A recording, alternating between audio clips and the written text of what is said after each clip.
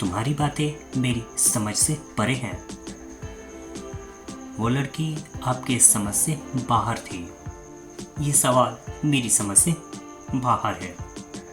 इस vacation dresses में समझ से बाहर होना या समझ से परे होना ऐसा बोल रहे हैं, इसके लिए लिखना होगा बियॉन्ड अंडरस्टैंडिंग।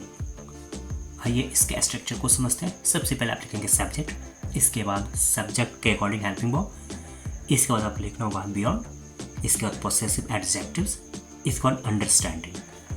आइए इसको एग्जांपल से और अच्छे से समझ लेते हैं। तुम्हारी बातें मेरी समझ से परे है। Your words are beyond my understanding. वो लड़की आपके समझ से बाहर थी। That girl was beyond your understanding. ये सवाल मेरी समझ से बाहर है। This question is beyond my understanding.